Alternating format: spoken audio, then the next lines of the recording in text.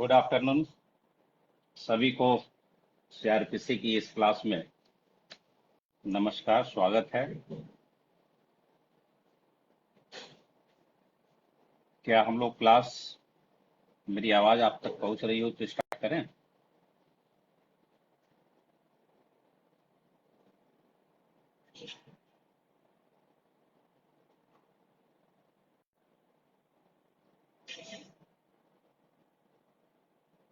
Okay, नमस्कार स्वाति जी, कौस्तुभ जी, संजय जी। तो class start करते हैं हम। ठीक है। आज हम लोग का जो सब्जेक्ट है बड़ा इम्पोर्टेंट है, मल्टी डायमेंशनल है। और सीआरपीसी के चैप्टर 9 में जो मेंटेनेंस का प्रोविजन है उस पे हम डिस्कस करेंगे। और ये डिस्कशन न केवल सीआरपीसी पे होगा बल्कि अदर एग्जिस्टिंग लॉ जो है, जो पर्सनल लॉज हैं और बाकी और भी जितने भी मेंटेनेंस से रिलेटेड प्रोविजन है उसके कंपैरिजन में भी इसका डिस्कशन करेंगे। पर अभी क्या है कि जो एग्जाम्स के पर्पस से है, सीआरपीसी का ये चैप्टर 9 का प्रोविजन इंपॉर्टेंट है। बाकी जो कवर होता है वो पर्सनल लॉ से कवर होता है, हिंदू लॉ, मुस्लिम लॉ। तो अभी सीआरपीसी के बेसिक जो प्रोविजंस हैं उसको देखते हैं। फिर ये देखते हैं कि सीआरपीसी के इस प्रोविजंस का कोई कॉन्फ्लिक्ट किसी पर्सनल लॉ से या एग्जिस्टिंग लॉ से तो नहीं है, और है तो ऑनरेबल सुप्रीम कोर्ट का कोई इस पे विधि व्यवस्था है, कोई गाइडलाइंस है। तो हम देखेंगे कि बहुत डेवलपमेंट हुआ है। इसको फेजेज में हम लोग बांट सकते हैं, बट सबसे पहले करते क्या है कि प्रोविजन को समझ लेते हैं। प्रोविजन को समझ के बाकी उसको थ्रू इनएक्टमेंट और थ्रू जुडिशियल इंटरप्रिटेशन कैसे उसको अप्लाई किया गया है, कैसे डेवलप किया गया है, क्या उसका इंटरप्रिटेशन किया गया है। सीआरपीसी और मुस्लिम पर्सनल लॉ में वाइफ के स्टेटस को लेकर देखेंगे तो कुछ कॉन्फ्लिक्ट रहे और कॉन्फ्लिक्ट जाके स्टेबल हुए हैं बाय सुप्रीम कोर्ट, बट अभी भी स्टिल उस पे कुछ कंफ्यूजन क्रिएट होता है। तो बड़ी सावधानी से हम लोग उसको रिव्यू करेंगे। अभी चैप्टर 9 में जो सेक्शन 125 से लेके 128 तक में हम देखते हैं कि प्रोविजंस हैं। अब बेसिक रूप से ये आप समझ लीजिए आखिर मेंटेनेंस है क्या। और आप देखेंगे कि जो सीनियर सिटीजन्स के लिए और जो पेरेंट्स के लिए भी 2007 में एक एक्ट आया, उसमें पहली बार मेंटेनेंस को एक तरह से डिफाइन करने की कोशिश की गई। मेंटेनेंस फॉर व्हाट, क्या मेंटेनेंस, मेंटेनेंस में क्या जरूरत होती है।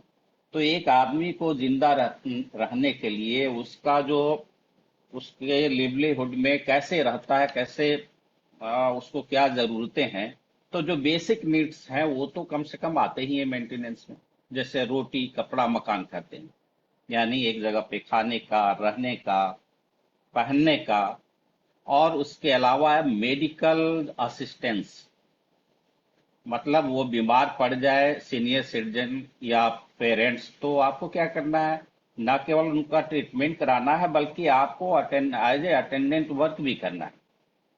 और आप देखिए इसके लिए पेनल प्रोविजंस भी किए गए।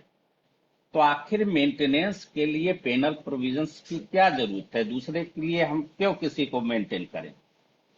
तो आप देखिए कि जो हमारा कॉन्स्टिट्यूशन है उसका गोल क्या है। उसका भी गोल सोशियो इकोनॉमिक पॉलिटिकल जस्टिस है। और हम देखते हैं इसीलिए कॉन्स्टिट्यूशन के आर्टिकल 15(3) में एक स्पेशल प्रोविजन आता है, किसके लिए है, वीमेन्स और चाइल्ड के लिए।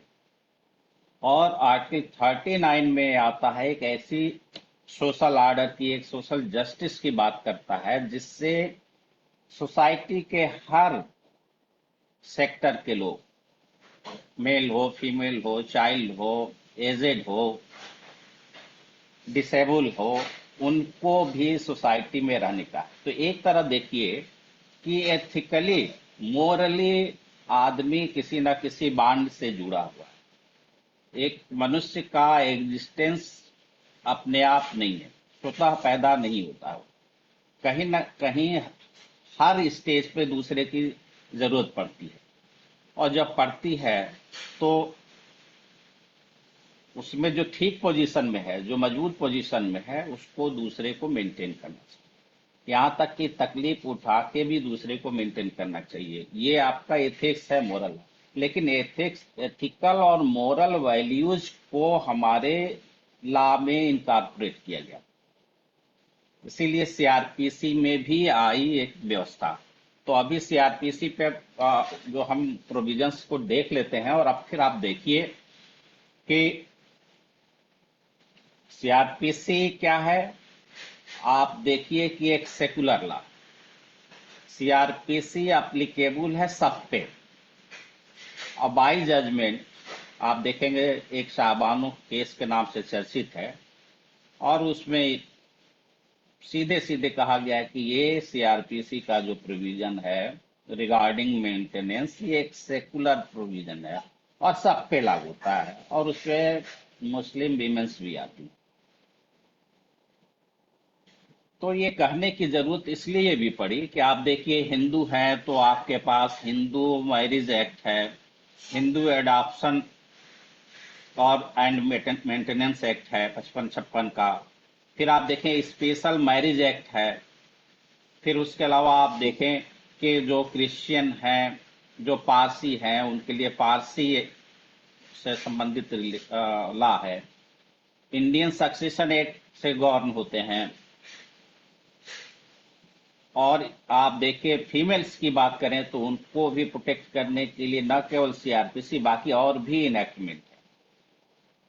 डोमेस्टिक वायलेंस एक्ट है 2005 का।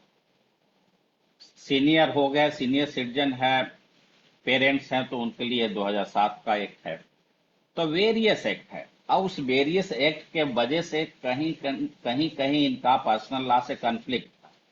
अब उस कन्फ्लिक्ट को भी ऑनरेबल सुप्रीम कोर्ट में लेटेस्ट केस है एक, ये मेंटेनेंस का पूरा जो काफी बड़ा है, और हम लोग इसको एक क्लास में नहीं फिनिश करेंगे। इसको हम लोग आज केवल 125 से लेके 128 में, बेसिकली 125 पे फोकस करेंगे, और सेकेंड क्लास में या जरूरत पड़ी तो आगे भी हम उसको केस लॉ के हिसाब से डेवलपमेंट पे चलेंगे। तो जो बेसिक हमारी एडवाइस है कि प्रोविजन को बहुत ही अच्छे ढंग से समझ लेने की जरूरत है कि आखिर क्या है। तो प्रोविजन में आते हैं तो आप देखते हैं जो इस चैप्टर 9 की पहली धारा हमारे हाथ लगती है वह 125। और 125 में क्या है, दो तरह के पर्सन सामने आते हैं। एक जिसकी लाइबिलिटी है, दूसरी जिसके फेवर में लाइबिलिटी क्रिएट हो रही है। तो जिसके ऊपर लाइबिलिटी है उसका स्टेटस कैसा होना चाहिए, और जिसको जिसको मेंटेन करने की जरूरत है वो उसकी एलिजिबिलिटी क्या होना चाहिए। तो बेसिक यहाँ पे आपको क्या करना है कि स्टार्ट में ही 125 जहां से स्टार्ट होता है वहीं पे आपको देखना है कि मेंटेनेंस जिसके अगेंस्ट में किया जा रहा है उसको कैसा होना चाहिए। पर्सन हैविंग सफिशिएंट मीन्स पर्याप्त साधनों वाला व्यक्ति होना चाहिए।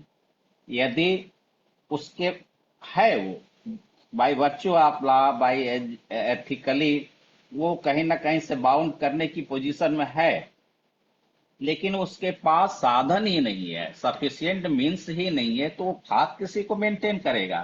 तो इसलिए जो सबसे प्रिलिमिनरी चीज, जो सबसे प्राइमरी चीज सामने आती है कि पर्सन हैविंग सफिशिएंट मीन्स, यानी कि वह व्यक्ति जिसके विरुद्ध आवेदन किया जा रहा है उसको पर्याप्त साधनों वाला होना चाहिए।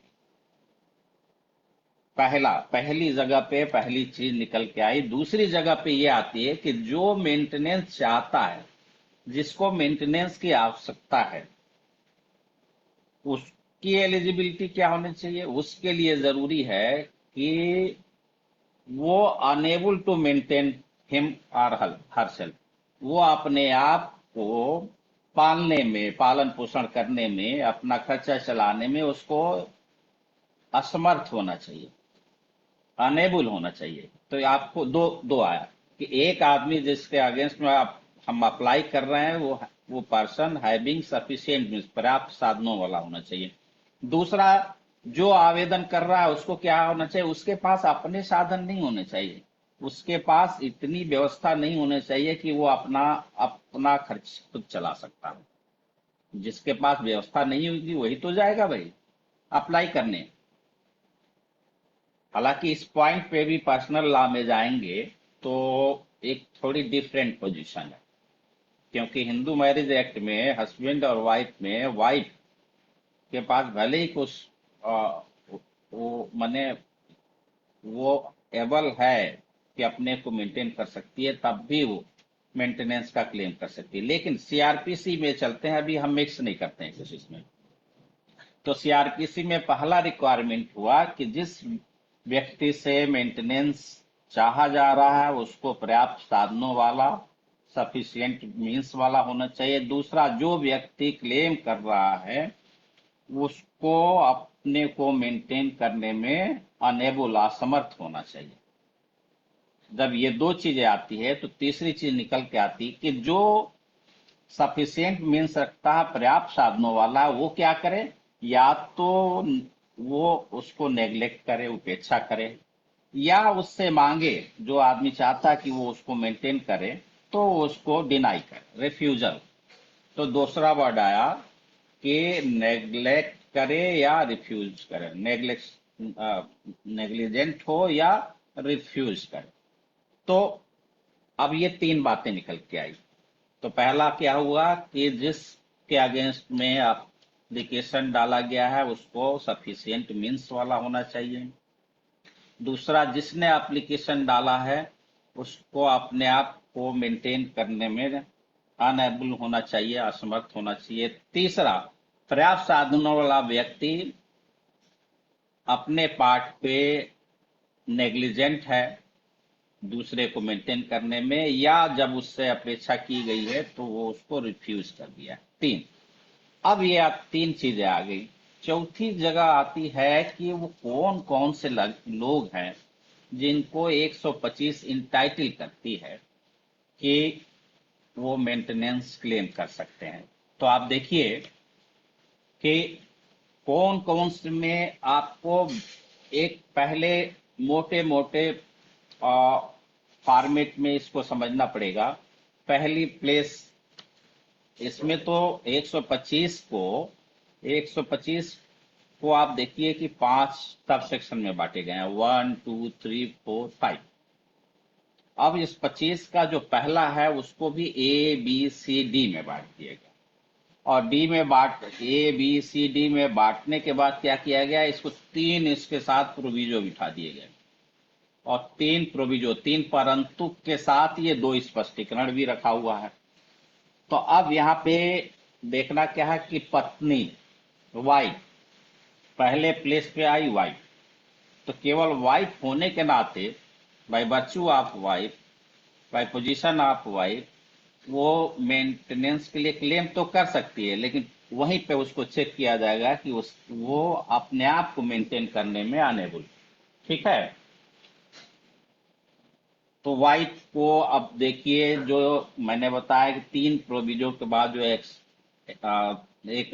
एक्सप्लेनेशन आया, उसमें दो चीज एक्सप्लेन की गई, एक माइनर और एक वाइफ। तो अब अभी पहला 125 1A में आई पिक्चर में वाइफ। तो वाइफ को 125 के एक्सप्लेनेशन में बताया गया कि वाइफ में कौन आता है। वाइफ को आप देखिए, ये कहता है कि wife includes a women who has been divorce, पहला, by or has obtain a divorce, यानी जिसने जिसको डाइवोर्स दे दिया पति ने, या जिस वाइफ ने पति से डाइवोर्स ले लिया, दोनों इसमें आती।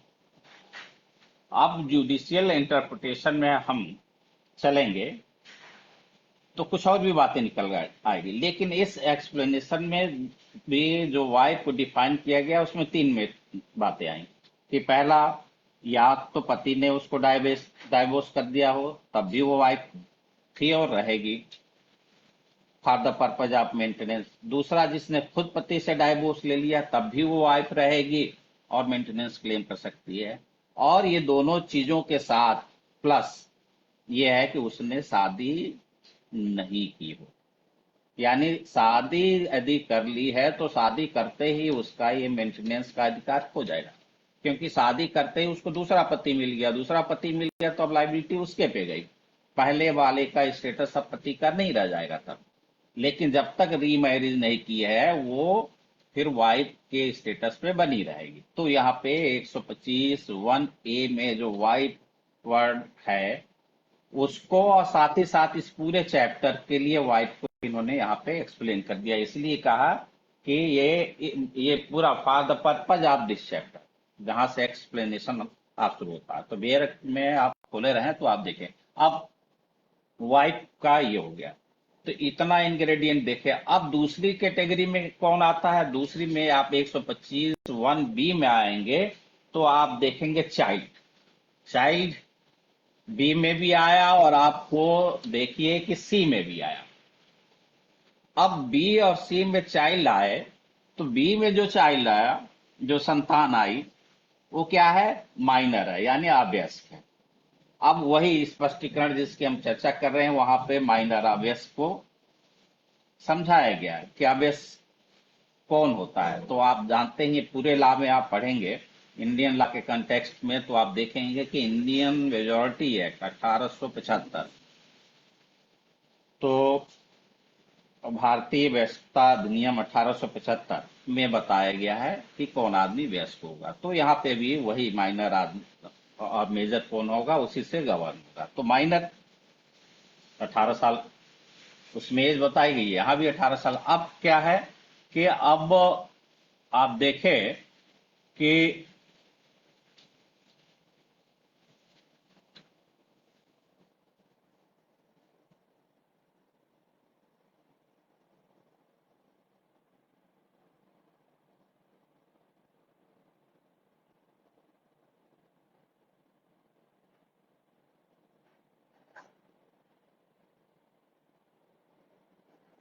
तो अब हम देखते हैं कि अभी इस पे चर्चा हम कर रहे थे कि चाइल्ड चाइल्ड में आपको मैंने बताया कि 125(1)(b) और सी में चाइल्ड दो जगह आई है। तो बी में जो चाइल्ड है वो माइनर।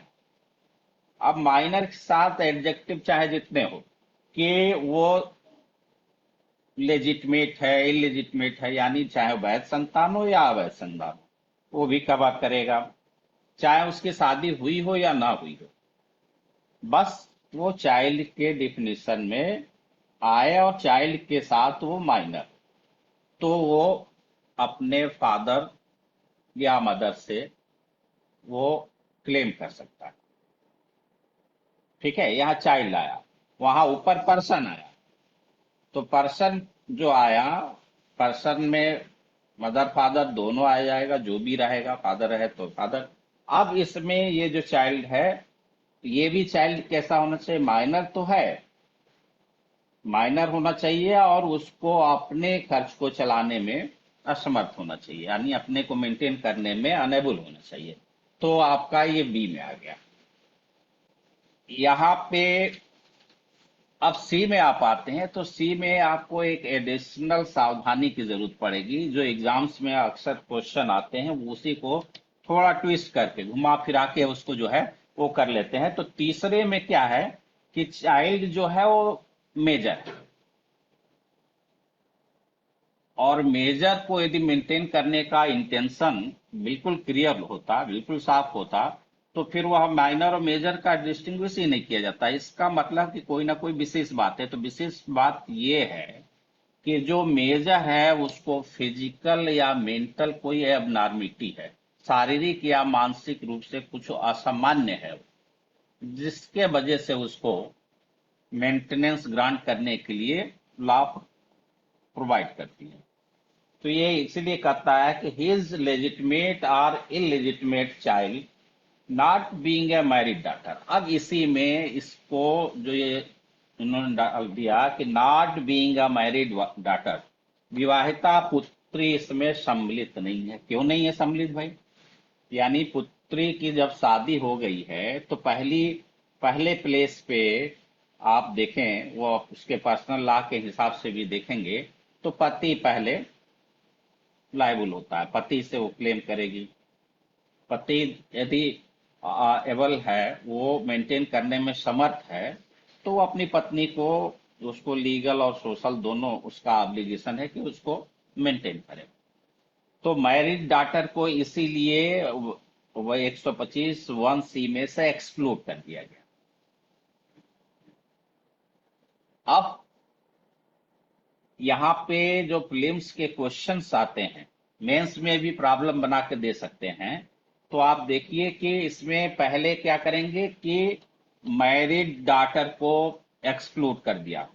दूसरे, मेजर में केवल उन्हीं को प्रोटेक्ट किया जो फिजिकल या मेंटली किसी एबनॉर्मिलिटी के वजह से, इंजरी के वजह से अपने आप को मेंटेन करने में अनेबल है। अब इसमें एक क्वेश्चन आता है कि लेडी है, मेजर हो गई है और उसका पति निकम्मा है, बेरोजगार है, एक पैसे देता नहीं है, तो अपने फादर से वो मेंटेनेंस के लिए क्लेम कर सकती है या नहीं, या which among is the wrong. तो आप देखिए कि उसमें बेरोजगारी कोई ग्राउंड नहीं है मेजर के लिए। तो आपको बिल्कुल वहां पे डिस्टिंग्विश करना है कि यदि मैरिड डॉटर से रिलेटेड कोई क्वेश्चन है तो उसमें आप देख लीजिए कि मैरिज डॉटर जो है वो ये बाहर करता है, उसको मेंटेनेंस का आदर नहीं, यानी कि मैरिड डॉटर अपने फादर से मेंटेनेंस क्लेम नहीं कर सकती। और मेजर भी क्लेम नहीं कर सकता। कौन सा मेजर क्लेम कर सकता है? मेजर वही क्लेम कर सकता है जो फिजिकली या मेंटली एब नॉर्मल है या उसको कोई चोट वोट पहुंची हुई। तो आप ये देखें कि क्लास कुछ तो ओके। हाँ, तो देखिए आप लोग कंसंट्रेट करिए, एक बार इसको समझ लेंगे कि ये मेंटेनेंस काफी इंपॉर्टेंट चैप्टर है। और यही नहीं, हम कोशिश मेरी ये है कि आपको सारे मेंटेनेंस से रिलेटेड प्रोविजन कैसे एक दूसरे से को रिलेटेड है, कैसे डिफरेंट है, कैसे इस सीआरपीसी के प्रोविजन से कॉन्फ्लिक्ट करता है कोई प्रोविजन, और कौन प्रिवेल करेगा। कैसे पहले कोर्ट का व्यूज ये था कि पर्सनल लॉ और सीआरपीसी में कॉन्फ्लिक्ट होता है तो पर्सनल लॉ जो है प्रिवेल करेगी, लेकिन कैसे सावानों के केस में आके ये आपका बिल्कुल सेकुलर लॉ डिक्लेयर हो गया। और आगे चल के फिर डैनियल लतीफी के केस में भी इसको सेकुलर जो है ठहराया गया, और फिर उसके बाद के भी केसेस आए हैं, मतलब सीरीज ऑफ केसेज हैं। तो सेकुलर है। यहां तक कि इसमें आपको ये भी समझना है कि कौन इसमें जेंडर न्यूट्रल प्रोविजन है और कौन जेंडर स्पेसिफिक प्रोविजन है। तो अभी तो आप कंसंट्रेट करेंगे अपने आप को तो आप उन चीजों को बेहतर समझ पाएंगे, और बाकी कोई भी क्वेश्चन हो तो उसका आंसर देने में सहूलियत होगी। तो बाकी सारी चीजों को अवॉइड करके अपने को ध्यान दीजिए। तो आप देखिए कि 125 बी और सी में जो चाइल्ड है उसको आपको अच्छी तरह समझ लेना है कि जो माइनर है, जो अभ्यस्त है, उसके में कोई ज्यादा लोचा नहीं है। उसके में बस ये है कि माइनर होना चाहिए और उसके पास वो असमर्थ होना चाहिए, अनेबल होना चाहिए अपने आप को मेंटेन करने में। और वहां पे मेल और फीमेल का कोई अंतर नहीं है। वहां वो माइनर है तो भले ही शादी हो गई है उसकी तो भी कोई फर्क नहीं पड़ता है, भले ही वो नाजायज संतान हो तब भी कोई फायदा नहीं, दूसरी तीसरी चौथी बीवी का संतान हो तो भी जो है वो चलेगा, लिव इन रिलेशन का वो चाइल्ड है तो भी चलेगा। तो आप का देखना ये है कि आप देखिए कि अब इसमें लिव इन रिलेशन आप सीआरपीसी में ढूंढेंगे तो जस्टिफाइड नहीं हो पाएगा, लेकिन अभी डोमेस्टिक वायलेंस में चले आ जाएंगे तो डोमेस्टिक वायलेंस एक्ट 2005 में लिव इन रिलेशन को भी कवर कर लिया गया और फिर उससे जो इशू हुआ उसको फिर लेजिटमेट, भले ही लेजिटमेट है लेकिन वो फिर सीआरपीसी में चला आता है, उसकी मां तो नहीं में आ पाएगी सीआरपीसी में, लेकिन बच्चा जो भी होगा वो सीआरपीसी में अपने आप को मेंटेनेंस जो है के लिए आ सकता है। तो आप देखिए कि तो ये CrPC is a secular law, it is establish now. तो अब आप देखिए कि ये आपका हो गया, तो अब प्रीलिम्स में सवाल नहीं गलत करना है, मैरिड डॉटर को मेंटेनेंस का हक नहीं है, पहली बात। दूसरा, मैरिड डॉटर है और उसका हस्बैंड यदि अनएम्प्लॉयड है तो उस कंडीशन में भी वो क्लेम नहीं कर सकती है। तो मेजर है वो भी नहीं क्लेम कर सकता, मेजर वही केवल मेंटेनेंस 125 में पा सकता है जो फिजिकली या मेंटली एबनॉर्मल है। तो ये हो गया। अब चौथे अब यहाँ पे मैरिड डॉटर का एक आया तो आप ये भी जान लीजिए कि बाई केस लॉ के आप देखेंगे चौथे पे आते हैं कि पेरेंट्स, पेरेंट्स में कौन है, फादर और मदर, फादर को भी और मदर को भी अपने बच्चों से मेंटेनेंस जो है लेने का राइट है, जो 125(1)(d कहती है। अब मदर फादर चाहे जैसे भी हो, आपका बाय ब्लड है, बाय मिल्क है, बाय एडॉप्शन है, किसी भी तरह से है, मदर फादर हैं, तो आप उनको मेंटेन करना पड़ेगा। अब यहाँ पे एक जनरल साइकोलॉजी चलती थी कि केवल सन ही मदर और फादर का मेंटेनेंस के लिए लायक होगा। तो यदि लड़की के पास बहुत पैसे हैं, माँ बाप कंगाल हैं, बेटा भी कंगाल है या बेटा नहीं है, तो इसीलिए सुप्रीम कोर्ट ने एक केस में विजय अल्बर्ट मनोहर काशीराम का केस है जिसमें कहा कि मैरिड डॉटर भी अपने मदर या फादर यानी कि पेरेंट को यदि उनके पास अपने को मेंटेन करने के लिए साधन नहीं है तो bound by law, by CrPC, by 125। तो यहाँ पे आप देख लीजिए, तो उस केस को तो आपको नोट करके रख लेना है, किसी भी बुक में मिल जाएगा। मैं अभी नेक्स्ट क्लास में केस पे भी आऊंगा, आप लोगों को सब नोट कराऊंगा, बट आज चलते हैं प्रोविजन पे। अभी मेंशन केवल कर दे रहा हूं जिसमें केस का वो है। तो अब आप देखिए कि 125(1)(a)(b)(c)(d) चार तरह की कैटेगरी में कितने लोग आए, वाइफ आ गई, चाइल्ड आ गए और पेरेंट्स आ गए। अब वाइफ में डिफाइन कर दिया उन्होंने, जो वाइफ तब तक वाइफ है जब तक रीमैरिज नहीं की है, ठीक है, चाहे उसने खुद डाइवोर्स ले लिया है या उसको डाइवोर्स दे दिया गया। चाइल्ड में माइनर और मेजर दोनों है, लेकिन और माइनर है तो चाहे वो लेजिटमेट है, इलिजिटमेट है, मैरिड है या अनमैरिड है, ये सबसे कोई फर्क नहीं पड़ेगा, वो तब भी इंटाइटल रहेंगे बशर्ते वो अपने आप को मेंटेन करने के लिए उनके पास साधन न हो, मतलब अनएबल टू मेंटेन हिम और हर सेल्फ को। तो ऐसा क्यों है कि आप देखिए कि बहुत सारी प्रॉपर्टी वेस्ट कर जाती है बच्चों में ही, आप टीपीए पढ़ेंगे तो और बार जो है चाइल्ड तक में प्रॉपर्टी जो है वेस्ट कर जाती है। तो उस कंडीशन में वो बहुत कुछ हो सकता है उसके पास किराए की बहुत सारी जमीनें हो सकती है, मकानें हो सकती हैं, तो तब तो वो मेंटेन करने की पोजीशन में होगा ना। तो आप ये सोता नहीं है हमें ये थॉट डेवलप कर लेना है कि नहीं वो तो भाई चाइल्ड है तो कैसे मेंटेन कर पाएगा। क्या उसके पास वेल्थ है, क्या उसके पास उसकी अपनी स्टेटस है, उसके हिसाब से। बट लॉ आपका ये कहता है कि आपको देखना ये है कि सारे जितने भी बेनिफिशियरी इसमें हैं वो अपने, उसकी अनिवार्य शर्त है कि वो अपने आप को मेंटेन करने में असमर्थ होना चाहिए। तो आप आ गया। अब आते हैं कि ये मेंटेनेंस ग्रांट कहाँ पे होती है, कौन करता है। कोर्ट में जाना पड़ता है। कोर्ट में कौन सा जज करेगा, तो यहाँ एक जज है, एक कोर्ट है, वो है फर्स्ट क्लास मजिस्ट्रेट। तो ध्यान रखना, प्रीलिम्स में ये भी क्वेश्चन आ जाते हैं या कहीं इंटरव्यू में पूछे जाते हैं। तो प्रथम वर्ग मजिस्ट्रेट, फर्स्ट क्लास मजिस्ट्रेट जो है मेंटेनेंस 125 में ग्रांट करता है। एप्लीकेशन भी वही पड़ती है। तो अब ये क्या होता है कि ये ग्रांट कब करेगा, जब वो पा जाएगा कि जो 125 के रिक्वायरमेंट है प्रॉपरली ड्यूली प्रूव्ड हो गया है, साबित हो गए। साबित होने पे ही वो करेगा। तो क्या साबित होना है, एक तरफ एक आदमी जिसके अगेंस्ट में एप्लीकेशन दिया गया उसके पास पर्याप्त साधन हो, सफिशियंट मीन्स हो। दूसरी तरफ जो इसने एप्लीकेशन डाला वो असमर्थ हो।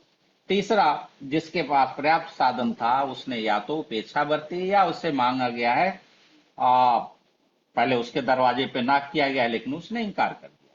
तो इतना देखने के बाद मजिस्ट्रेट क्या कर सकता है, क्या दे सकता है मेंटेनेंस में।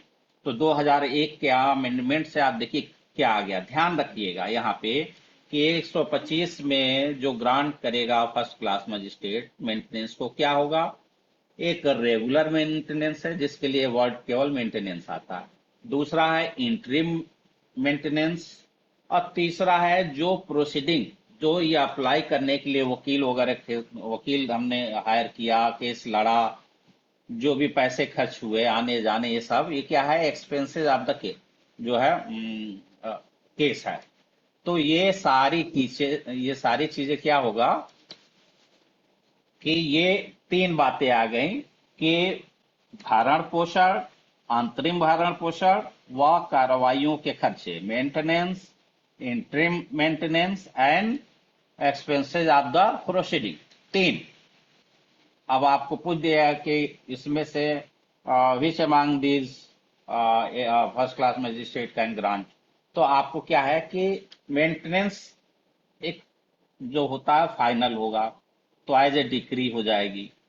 बीच में जब तक वो अभी केस डिसाइड नहीं हुआ मेंटेनेंस का, तो तब तक जो ग्रांट होगा वो क्या होगा, इंटरिम, यानी तात्कालिक रूप से, अंतरिम रूप से उसको अलाउ किया जाएगा।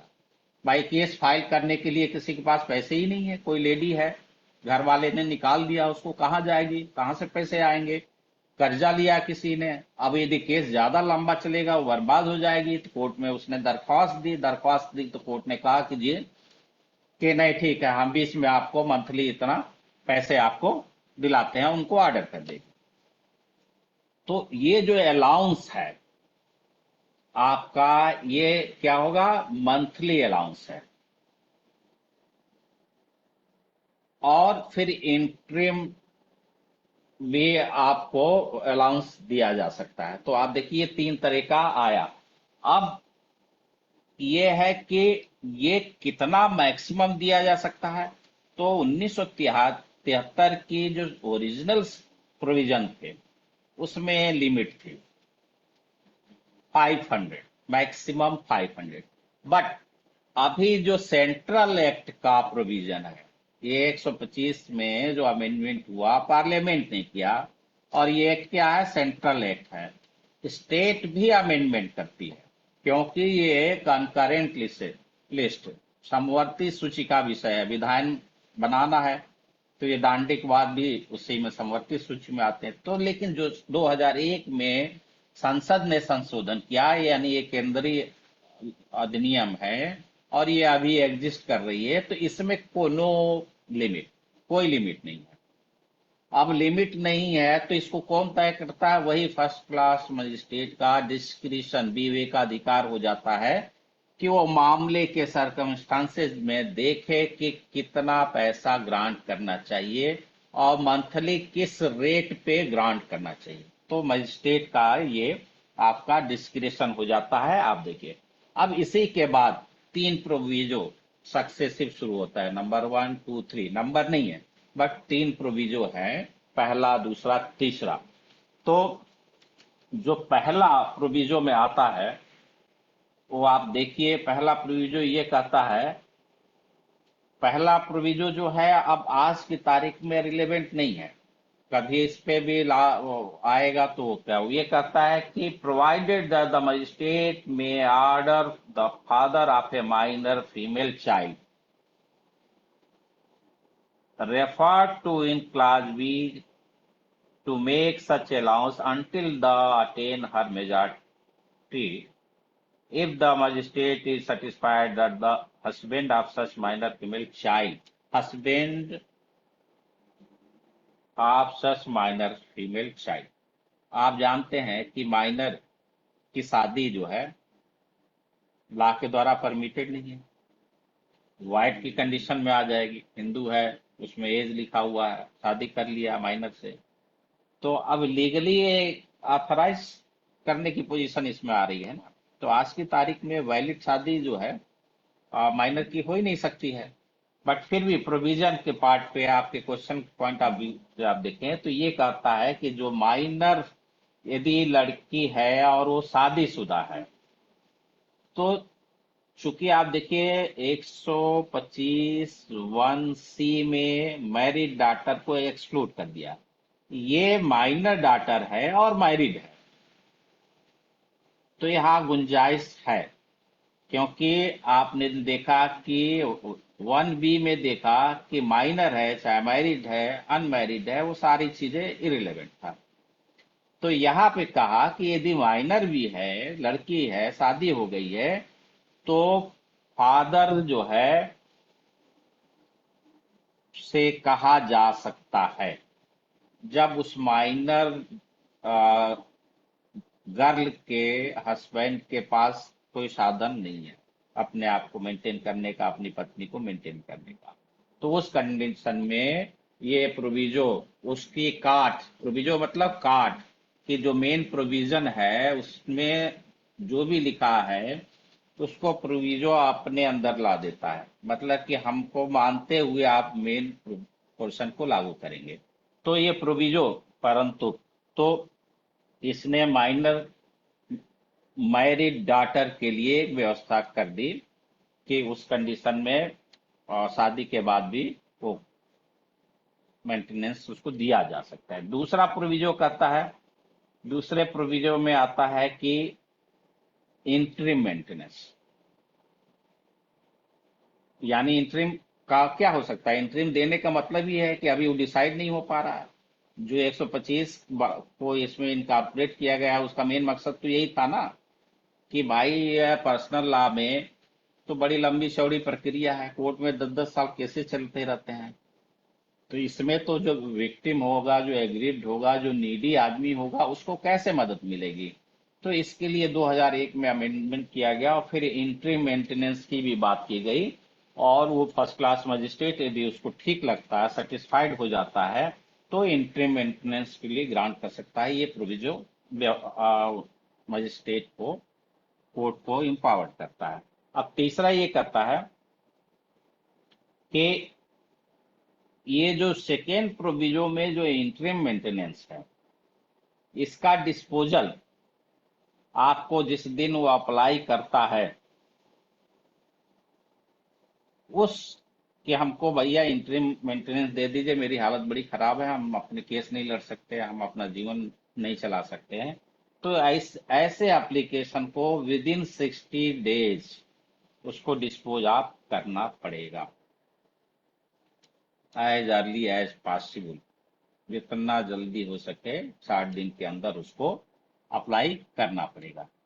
तो ये आपका 3 प्रोविजन हो गया। देखिए 125 का इतना प्रोविजन लंबा चौड़ा देख के आदमी वो, लेकिन कुछ नहीं है, आपको देखना प्रोविजो क्या है, बस बताता है कौन चीज किस तरह से लागू होगा, और वो और क्लियर करने के लिए एक्सप्लेन भी कर दिया जाता है तमाम चीजों कि भाई वाद कौन है, माइनर कौन है।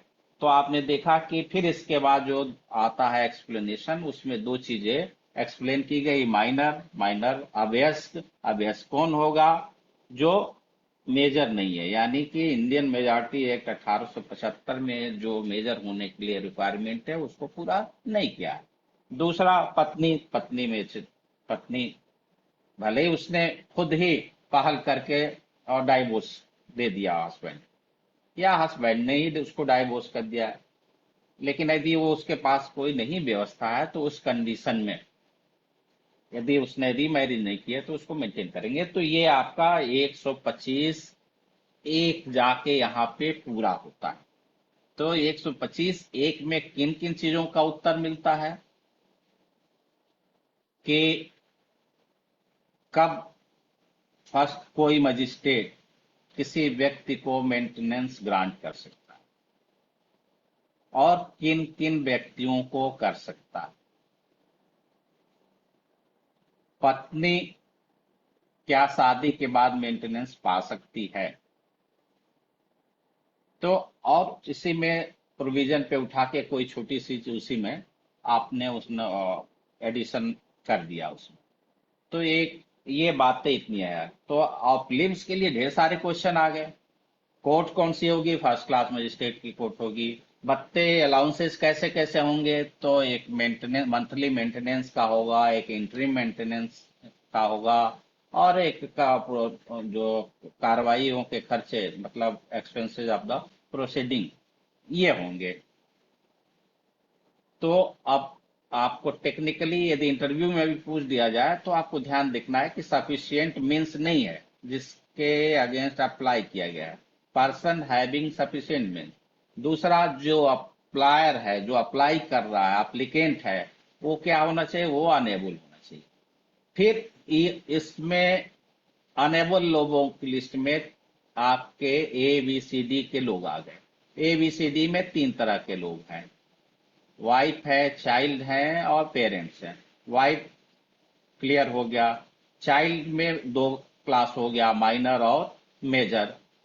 माइनर तो बिल्कुल उसको दिया जाएगा।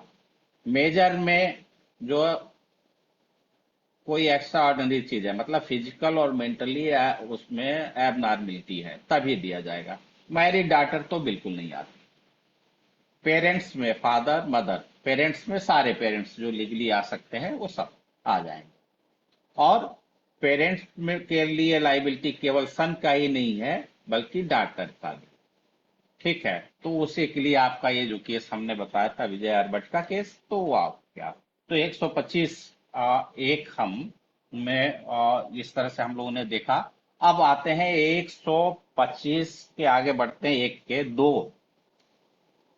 अब 125 दो में क्या है कि ये जो मेंटेनेंस का ऑर्डर होगा कब दिया जाएगा? तो मेंटेनेंस का ऑर्डर कि जिस दिन पूरा एविडेंस लेने के बाद सारी चीजें को फर्स्ट क्लास मजिस्ट्रेट सेटिस्फाई हो गया कि हाँ जो एप्लीकेंट है उसको अवार्ड करना चाहिए, उसको इतना मेंटेनेंस देना चाहिए, तो उसमें वो क्या होगा कि जिस डेट को ऑर्डर हो रहा है या तो उस दिन दिया जा सकता है, या फर्स्ट क्लास मजिस्ट्रेट ये समझता है कि जब इसने एप्लीकेशन डाला था उस डेट से दिया जाए।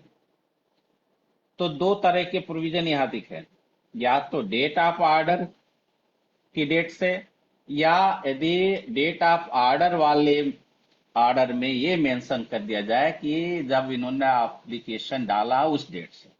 अब इसी में देख लीजिए कि आप मेंटेनेंस पे एक लेटेस्ट 2020 का केस है जो आपका 4 नवंबर 2020 में आया। अब बहुत ही इंपॉर्टेंट केस है। आप समझ लीजिए कि जैसे शाहबानो का केस इंपॉर्टेंट है उसी तरह का ये भी है। वो है रजनेश वर्सेस नेहा का केस है, सुप्रीम कोर्ट का। और इसने मेंटेनेंस पे आके आपके बहुत सारी चीजें इन्होंने फाक को क्लियर कर दिया। जो धुंध छाया हुआ था मिटा दिया, जो कॉन्फ्लिक्ट था उसको भी खत्म कर दिया। तो उसमें आप इस केस में रजनेश वर्सेज नेहा के केस में सुप्रीम कोर्ट ने कहा कि ये होशियार लोग क्या करेंगे मेंटेनेंस पड़ा हुआ है, लड़ा रहे हैं पार्टी को, और भाई कोर्ट के सामने सारे फैक्ट नहीं है। हस्बैंड ने कहा साहब इनकी तो बहुत प्रॉपर्टी है, इनको यहाँ से पैसा मिला वैसा मिला, इनके पास इतनी स्त्री धन है, ये सर्विस करते हैं, इनके पास बैंक में इतना डिपॉजिट है, बहुत सारी चीजें उसमें बता दिया ताकि वो ये साबित कर सके कि ये जो वाइफ है या चाइल्ड है या पेरेंट्स है जो भी हो, कि ये अपने आप को मेंटेन करने में समर्थ है। तो ये चीज फिर साबित करना पड़ेगा ना। एक तो जिसने जो आप एविडेंस एक्ट के हिसाब से क्या है कि साबित उसको करना पड़ता है जो उस चीज को लेके चलता है और कोर्ट चाहता है उस पर विश्वास करे। तो अब अप्लीकेंट पे बर्डन ऑफ प्रूफ है। अब वो प्रूफ साबित करना आसान काम थोड़े है, एविडेंस लिया जाएगा, और इसमें जो एविडेंस लेने की प्रक्रिया है वो समन ट्रायल की प्रक्रिया है, समन केसेज में लिए जाते हैं, यानी कि बाकायदा कोर्ट के जो एक प्रोसीडिंग होते हैं प्रॉपर उस हिसाब से चलना पड़ेगा। तो इसमें रजनीश वर्सेस नेहा के केस में सुप्रीम कोर्ट ने कहा नो, जो डेट ऑफ एप्लीकेशन है मेंटेनेंस वहां से अवार्ड करना चाहिए। तो एज पर प्रोविजन आपको देखना है कि ये सीआरपीसी के 125(2) में दिया हुआ है, दो विकल्प दिए हैं कि जिस दिन वो अपना आदेश करते हैं उसी दिन से उसको लागू कर दें, या आदेश में ही मेंशन कर दें कि जिस दिन से अप्लाई किया गया है उस दिन से ये लागू होगा। और कमलेश वर्सेज नेहा में रजनीश वर्सेज नेहा में ये आ गया कि वो जब अप्लाई करे उसी डेट से अवार्ड किया जाना चाहिए। तो ओके, वो केस पे अभी फिर हम लोग डिस्कस करेंगे, उसका बहुत सारे डायमेंशन हैं। तो अभी से आप इसे चलते हैं। तो 125(1) और 125(2) के बाद आते हैं 125(3) पे। 125(3), अब आप ये देखिए कि 125(3) में जो मेंटेनेंस जिसके अगेंस्ट में ऑर्डर किया गया है वो मेंटेनेंस यदि नहीं देता है तो तब के लिए प्रक्रिया है। वो प्रक्रिया प्रोसीजर क्या है?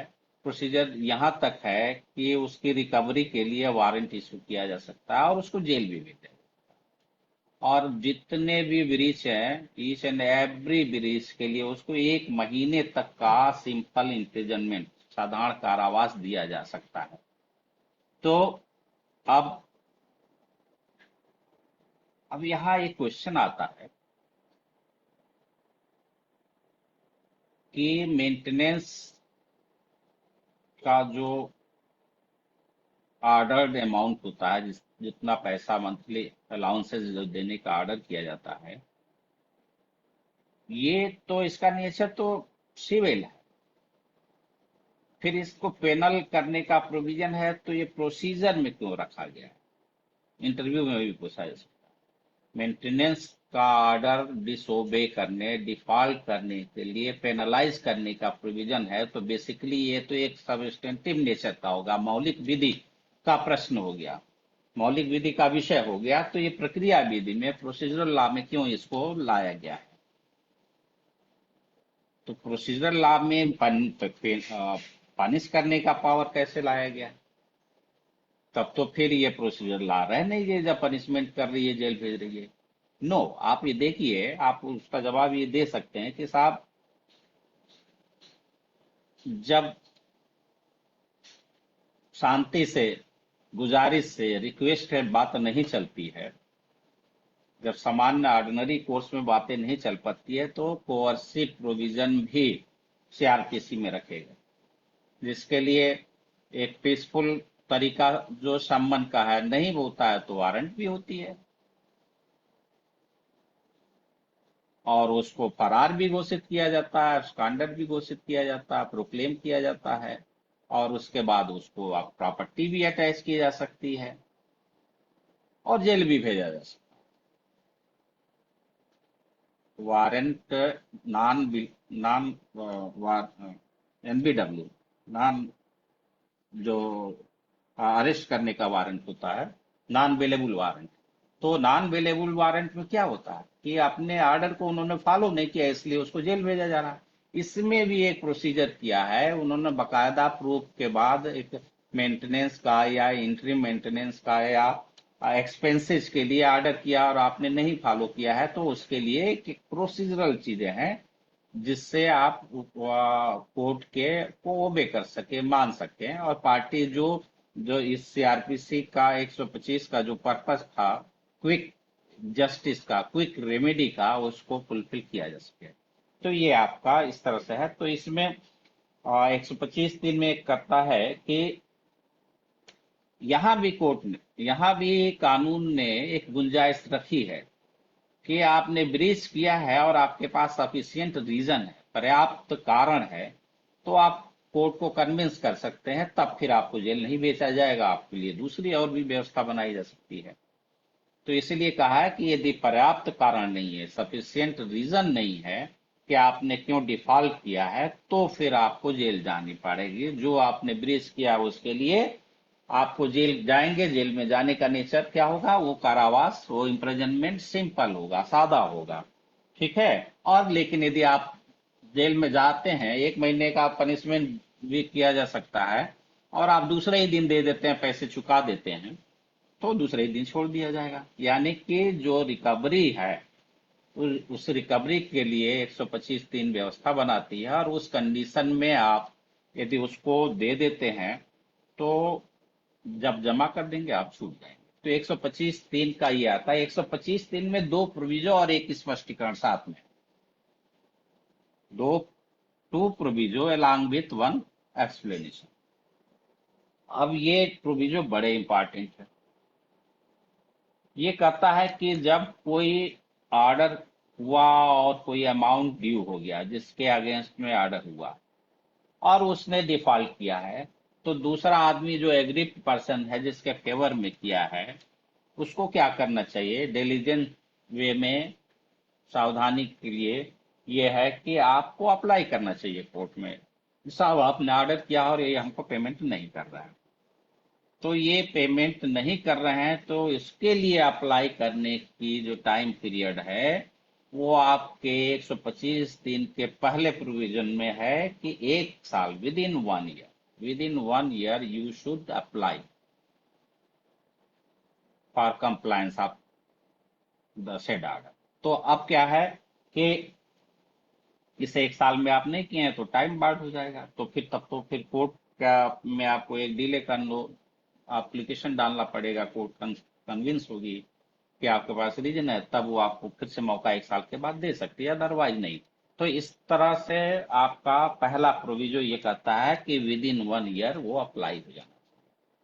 बहुत अच्छी तरह से समझ लीजिए कि ऑर्डर हुआ, उसको डिफॉल्ट कर रहा है यानी पेमेंट नहीं कर रहा है, तो नहीं, जब नॉन पेमेंट का प्रश्न आया तो उसको पाने के लिए, उसकी रिकवरी के लिए जो अप्लीकेंट है जिसके फेवर में हुआ है आदेश, वो 1 साल के अंदर उसको अपना अप्लाई कर देना चाहिए उस फर्स्ट क्लास मजिस्ट्रेट के पास कि साहब आपने आदेश किया और ये पैसे नहीं दे रहे हैं, हमको मेंटेनेंस का अमाउंट नहीं दे रहा। ठीक है। लेकिन मान लीजिए ये ऑर्डर वाइफ के फेवर में हुआ, पत्नी के पक्ष में आदेश हुआ है, और कोर्ट ने कहा कि भैया तुमको 10,000 रुपया महीने इनको प्रति माह, पर मंथ 10,000 रुपीज जो है यू हैव टू पे योर एलिज्ड वाइफ। तो अब क्या है कि ये नहीं किया, 1 महीने का नहीं किया, 2 महीने का नहीं किया, तो 1 साल के अंदर उनको अप्लाई कर देना चाहिए। अभी जब ये अप्लाई करती हैं तो उस समय हस्बैंड आता है और कहता है कि साहब हम इनको पूरा खर्चे देंगे, लेकिन साहब इनको मेरे साथ रहने के लिए कहा जाए। ऑफर करता है कि पत्नी मेरे साथ आके रहे, तो मैं इसको मेंटेनेंस का सब जो भी देना है वो दूंगा। तो यहाँ पे कोर्ट के सामने प्रश्न ये है कि क्या इस ऑफर के रिगार्डिंग, उसकी बात के, हस्बैंड की बात को मानते हुए हम कोर्ट आ, तो अब ये यहाँ पे आप देखिए कि कोर्ट यहाँ कंसीडर है। अब वो वाइफ से पूछेगी कि हाँ भाई ये ऑफर कर रहे हैं, क्या करोगी, तुम जाओगे इनके साथ? अब वो कहती साहब नहीं जाएंगे। तो कोर्ट फिर सुनेंगे कि क्यों नहीं जाना चाहती हो, कोई जस्ट ग्राउंड है तुम्हारे पास, कोई न्याय संगत आधार है आपके पास? वो कहती हाँ साहब, ये इसने क्या है कि ये तो दूसरी औरत रख लिया है, उससे शादी कर लिया है, मैं तो इसके साथ नहीं जा सकती। या शादी नहीं किया लेकिन साहब किसी को कैप्ट बना के रखा हुआ, मिस्ट्रेस है इसके पास, रखेल है। दो ग्राउंड, कि दूसरी शादी कर लिया है या कोई रखेल रखा हुआ है। तो ये ग्राउंड यदि लेती है मजिस्ट्रेट के, फर्स्ट क्लास मजिस्ट्रेट के सामने, हस्बैंड के ऑफर के बावजूद, तो मजिस्ट्रेट क्या कर सकता है कि हस्बैंड के ऑफर के बावजूद वो उसको कहेगा नहीं, आपके अगेंस्ट में जो ऑर्डर है उसको कंप्लाई करें। तो जस्ट ग्राउंड यहाँ पे दो है, यहाँ पे दो है, लेकिन 125(4) में जाएंगे तो आपको जस्ट ग्राउंड वो आपको एक और बढ़ता हुआ दिखेगा। लेकिन जो जस्ट ग्राउंड हस्बैंड के ऑफर से रिलेटेड है वो दो है। वो क्या है कि जस्ट ग्राउंड में कि दूसरी शादी और उसको केप्ट रखना या रखल रखना, तो ये है। तो उसके बाद भी ऑफर के बावजूद भी उनको मेंटेनेंस का ऑर्डर कर सकता है। भाई कोई पूछ रहा है कि वाइफ में तलाकशुदा पत्नी भी है जिसने पुनः विवाह नहीं किया, ये तो आपके एक्सप्लेनेशन में ही लिखा हुआ है, ठीक है, कि जिसको आपने तलाक दे दिया है और उसने रीमैरिज नहीं किया है, वो वाइफ की परिभाषा में आएगी।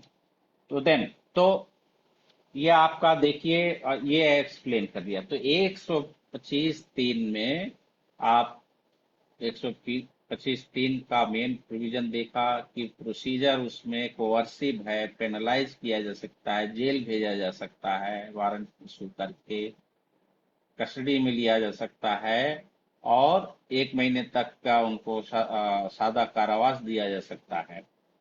फिर यह है कि लेकिन प्रोसीडिंग स्टार्ट होना चाहिए विद इन 1 ईयर। दूसरे हस्बैंड के कंडीशन में एक स्पेशल प्रोविजन है कि वो ऑफर करे और पत्नी नहीं जाती है साथ में अपनी बदमाशी से, तो फिर वो मेंटेनेंस ऑर्डर वहां पे रोक विड्रा किया जा सकता है, रोका जा सकता है। लेकिन उसके पास जस्ट ग्राउंड है तो दूसरा, फिर उसके बाद वो कोर्ट उसको अलाउ कर देगी वाइफ के एप्लीकेशन को, और जो पहले का अपना ऑर्डर है। तो 125(3) में। अब 125(4) पे जब मेन इस पे 125 पे कोई क्वेश्चन पूछा है तो उसी का सेकेंड पार्ट में ये क्वेश्चन ये पूछ देता है कब कोई वाइफ, मैंने वाइफ को कब जो है मेंटेनेंस देने से मना किया जा सकता है, what are the grounds for refusal of maintenance application. तो ये इसमें आपके आते हैं 3 ग्राउंड। जो 2 ग्राउंड आपको 125(3) के दूसरे प्रोविजो में मिला, उसमें एक ग्राउंड और भी बढ़ जाएगा। वो क्या है कि एडल्ट्री, एक एडल्ट्री आपका इसमें बढ़ गया, जो 497 आईपीसी में है। तो यहाँ वो अपराध की बात नहीं कर रहा है, एडल्ट्री का सिंपल मीनिंग है। और ये सिंपल मीनिंग है कि पत्नी अपने पति के अलावा दूसरे किसी पुरुष के साथ इलिसिट रिलेशन में रहती है। वहां पे भी एक बार नहीं, वो रिपीटिशन उसके होने चाहिए कई बार। तो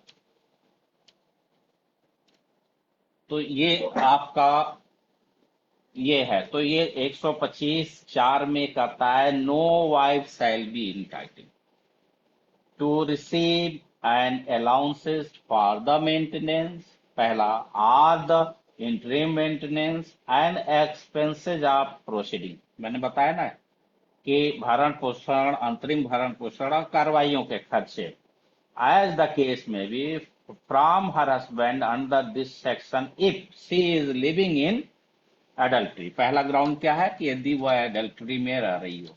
दूसरा दूसरा ग्राउंड आपने देखा कि उसके पास सब पति से अलग रहने के लिए सफिशिएंट रीजन न हो।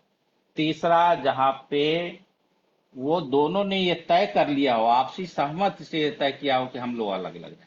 तो जब आपने कंसेंट दे दिया है तो फिर अब रहो अपनी व्यवस्था देखो। तो एडल्ट्री, विदाउट सफिशिएंट रीजन और म्यूचुअल कंसेंट, ये तीन ग्राउंड हो जाता है। और ये पूरा देखिए बहुत बढ़िया क्वेश्चन है, ये तीन याद रहेगा आपको तो मार्क्स कटेंगे नहीं। तो आप ये है, अब आप लोग के सारे क्वेश्चन इसमें हम लोग वो करेंगे। जरूरी नहीं है कि एक सिटिंग में एक क्लास में करेंगे। जो क्वेश्चन आपको लगे इसमें और आपको कुछ जानकारी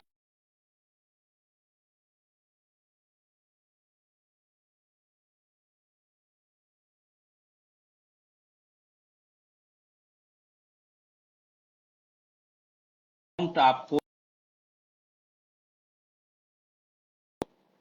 स्पेसिफिक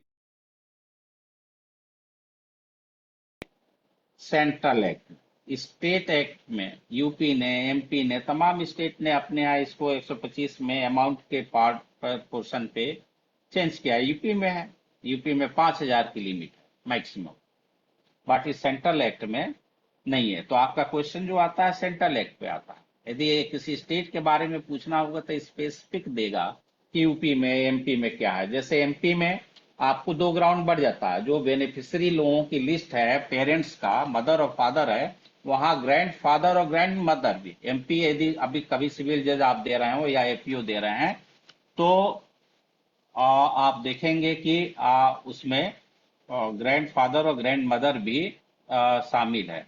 तो ठीक है। अब तो अब इस पे आते हैं हम लोग। ये आपका हो गया पांचवा, 125(5) पे आते हैं। तो 125(5) में क्या है कि जैसे आपने देखा कि फर्स्ट क्लास मजिस्ट्रेट जब उसको जब ये प्रूव्ड हो जाता है उसके सामने कि कोई सफिशिएंट मींस वाला पर्सन अपने किसी डिफाइड ABCD में दिया गया हुआ को मेंटेन, जो अपने को मेंटेन करने में इनकैपेबल है, तो अनेबल है, उनको नहीं कर रहा है। तो यदि वो नेग्लिजेंट है मेंटेन करने में या उसने रिफ्यूज किया है, तो इतना प्रूव हो जाने के बाद मजिस्ट्रेट उसको अपने डिस्क्रिप्शन के हिसाब से मंथली बेसिस पे अलाउंसेज, मेंटेनेंस, इंटरिम मेंटेनेंस, ये सब ऑर्डर कर सकता है।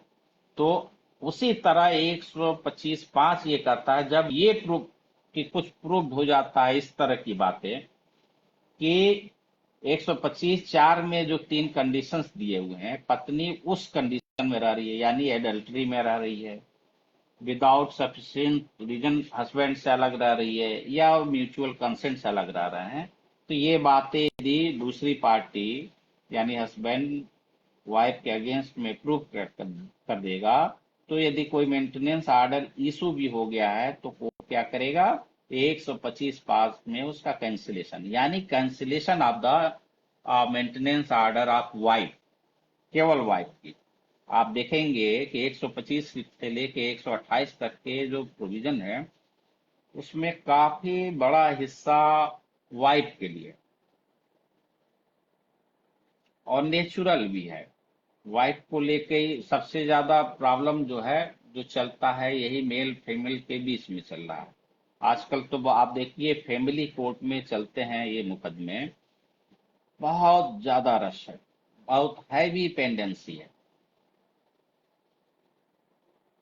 तो इसीलिए आप देखेंगे पर्सनल इसमें जो फैमिलियर डिस्प्यूट है उसके लिए जो है काउंसलिंग की व्यवस्था की गई, काउंसलिंग के लिए एक्ट बना है आपका। उसमें जो कोर्ट एक्ट है 1984 का, उसमें भी एक डिवाइस है, लीगल सर्विसेज अथॉरिटी एक्ट है, उसमें भी आपका डिवाइस है। तो ये मीडिएशन वगैरह की जो व्यवस्था है सब इसलिए है, फैमिली डिस्प्यूट में थ्रू मीडिएशन पहले बात को संभालने की कोशिश की जाती है। जब मीडिएटर का मीडिएशन फेल हो जाता है तब बाकी प्रोसेस होता है, तो वो अलग चलेंगे। अभी हम CRPC पे ही चल रहे हैं।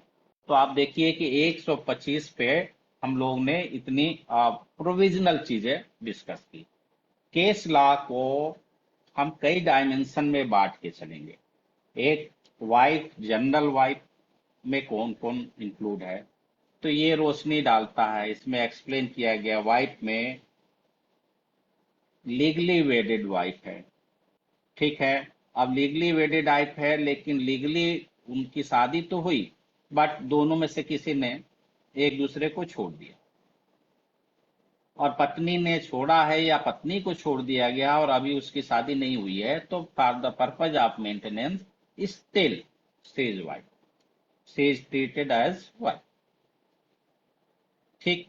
अब समय के साथ डेवलपमेंट हुए, बिना शादी किए भी लोग साथ रहने लगे, और रहने के वजह से क्या हुआ कि सोसाइटी में उस तरह से उनको पति पत्नी की तरह ट्रीट किया गया, उनके बच्चे भी हो गए, तो बच्चों का फ्यूचर डार्क में ना जाए, इसलिए सीआरपीसी बनाने वालों ने पहले ही से रखा है कि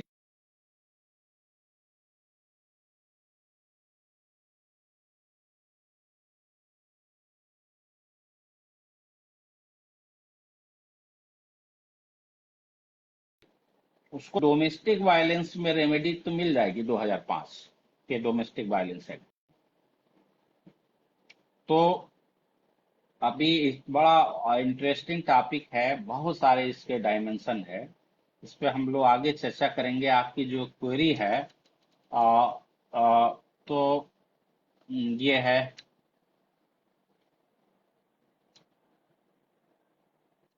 अभी देखिए ये क्वेश्चन आया है, क्या तलाकशुदा पत्नी का संबंध किसी विवाहित पुरुष के साथ हो तो क्या उसका मेंटेनेंस रद्द किया जा सकता है। तो आपने प्रोविजन मैं जैसे बता रहा हूं उस पर ध्यान नहीं दे रहे हैं। तो आपको मैंने बताया है कि 125(5) क्या करता है, on proof that any wife in whose favor an order has been made under this section is living in adultery। adultery क्या है? adultery का मतलब है कि जिससे शादी हुई थी उसको छोड़ के दूसरे पुरुष के साथ संबंध बनाए रखना। तो आपका जो प्रश्न है कि उसमें कहाँ गया प्रश्न आपका, तो ये इस तरह से आप देखें तो ये आपको आंसर मिल जाता है। तो इसलिए मैं प्रोविजन की बात कर रहा हूं कि प्रोविजन को पढ़िए, मेरे एक्टर भी सामने रखिए, मैं डिस्कस कर रहा हूं। फिल्म्स में सवाल बिल्कुल नहीं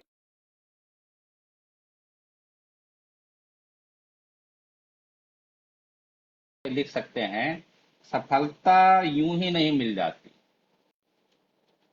सफलता के लिए आपको अपनी सारी इंद्रियों को जागृत करना पड़ेगा, और उनमें से आप ये एक लिसनिंग पावर तो है चीजों को ग्रहण करने के लिए, बाकी उसको एक्सप्रेस करने का भी एक अच्छा वो आपको डेवलप करना चाहिए। तो ध्यान रखिए, रेपिटिशन लाइफ में भी नहीं होना चाहिए, स्टडी में भी नहीं होना चाहिए, और राइटिंग में भी नहीं होना चाहिए। यदि एक बार में चीजें क्लियर हो जाती, एक बार में मैं बिल्कुल डिस्कस कर रहा हूँ, आपको बता रहा हूँ वही बातें, फिर भी आपके जहन में वो क्यों डाउट क्रिएट है। डाउट को वहीं अच्छे से यदि पढ़ेंगे तो वहीं पे वो मीट आउट हो जाएगा। ओके, तो और क्या कोई क्वेश्चन है?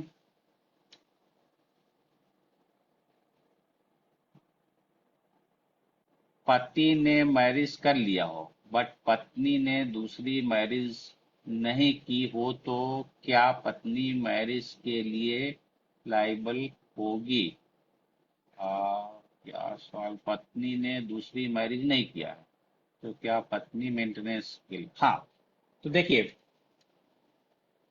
पति को मेंटेन करना है, यहाँ क्या है, जेंडर स्पेसिफिक है।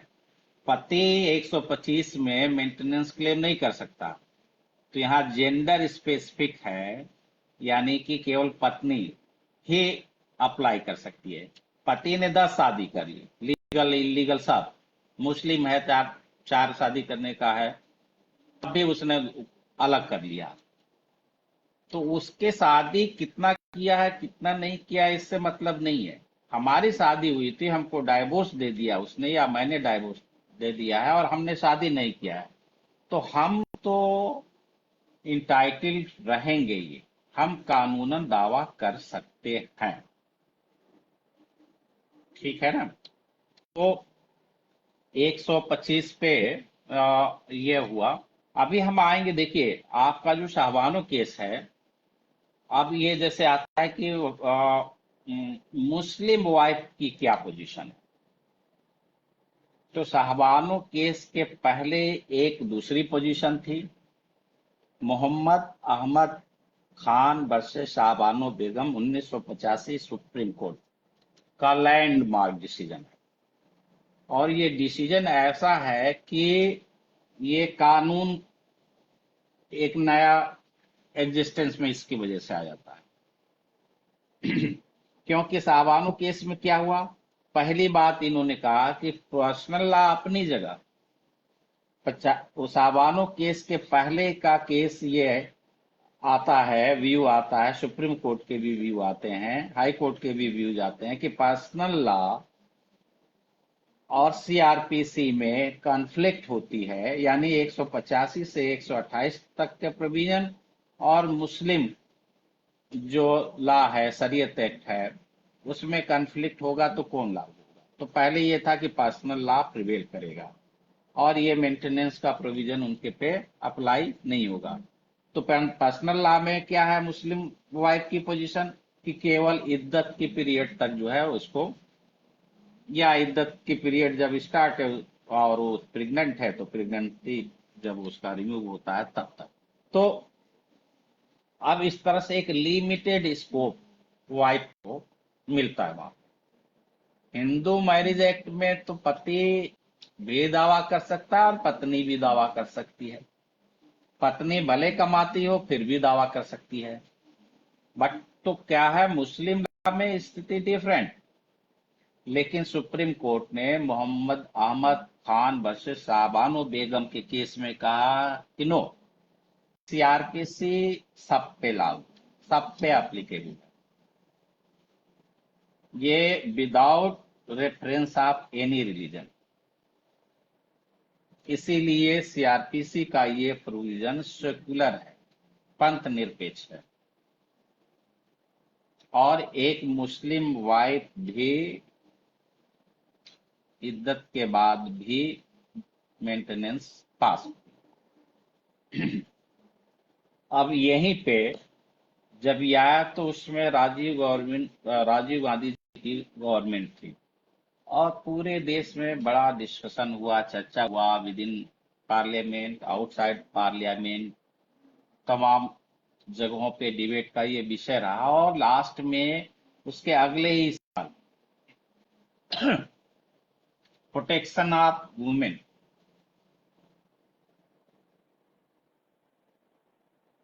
राइट ऑन डाइवोर्स एक्ट 1986 में महिलाओं का अधिकार का संरक्षण, तलाक पे अधिकारों का संरक्षण अधिनियम 1986 एग्जिस्टेंस में आ गया।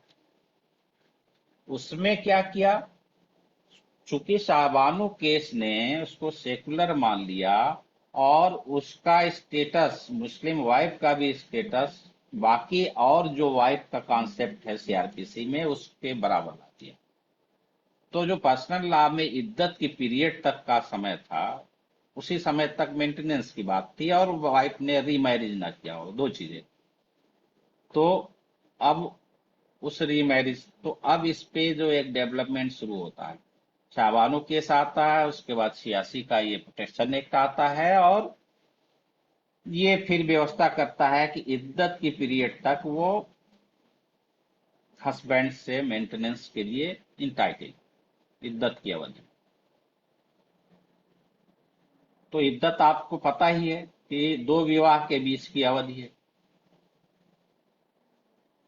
गर्भवती है तो उसके है, लेकिन मुस्लिम लॉ में क्या है कि 3 माह 3 चंद्र मास तक है, या गर्भवती है तो गर्भ पे रिमूव होने तक है। तो वो एक अलग है, पर्सनल लॉ के टॉपिक पे आएंगे और उस पे जब चर्चा होगी तो आप करिएगा। अभी यहाँ पे इंफॉर्मेटिव पे चलिए। तो आप देखिए कि इद्दत की अवधि तक और इद्दत की अवधि के बाद रिश्तेदारों से, रिलेटिव से, और रिलेटिव भी अनेबल हैं तो वक्फ बोर्ड से। वक्फ मतलब कि कहीं ना कहीं स्टेट का सपोर्ट वाली फंड। तो इस तरह से एक व्यवस्था की गई, लेकिन इस 86 के एक्ट के बावजूद still by interpretation of law, by decision of honourable supreme court, position ये है कि आज की तारीख में भी मुस्लिम वाइफ क्लेम कर सकती है और इद्दत के बाद की अवधि के लिए भी मेंटेनेंस पा सकती है।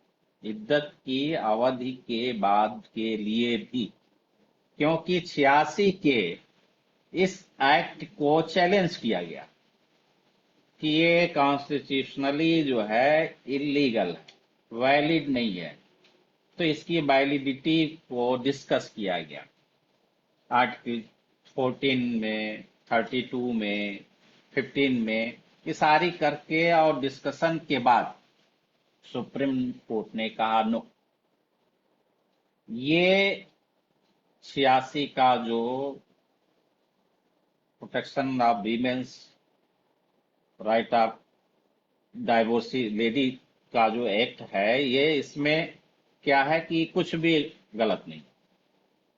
इस इद्दत की अवधि में उसको जो मेंटेनेंस दिए जाने का प्रावधान है, उसका विस्तार उसकी पूरी रिमाइंडर लाइफ के लिए है। यानी कि उसमें रीमैरिज होने तक इसका उन्होंने लाजमेंट कर दिया। इद्दत विद इन वर्ड को डिफाइन किया कि विद इन का क्या मतलब है, और विद इन को जस्ट और रीजनेबल ग्राउंड उसमें एक्ट में जो व्याख्या है, तो वो उसको लेते हुए इन्होंने कहा कि नहीं, इद्दत की अवधि के बाद के समय के लिए भी इद्दत की अवधि के दरमियान उसको मेंटेनेंस दिया जाएगा। तो अभी क्या है, तो आप देखिए कि अभी हम लोग हिंदू लॉ और बाकी सबसे कंपैरिजन करेंगे तो 125 पे तो डैनियल लतीफी का केस है। और उसमें आप देखिए उसको अभी आज की तारीख में भी कुछ केस लॉ में उसको वो किया गया है। और केस पर मैं चाहता था कि अलग से क्लास में वो करें। एक शाहाना बानो वर्सेस इमरान खान का केस है, उसमें भी इसको किया गया। और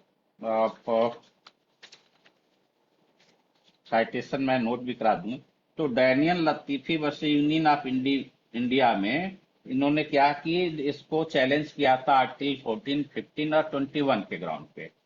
बट सुप्रीम कोर्ट ने इस केस में कहा कि नहीं, ये कॉन्स्टिट्यूशनली ये वैलिड है, कोई इसके में वो नहीं है, कॉन्फ्लिक्ट नहीं है इस एक्ट का। और इस तरह से ये इसमें इन्होंने कहा कि जो है ये एक्ट जिंदा रहेगा।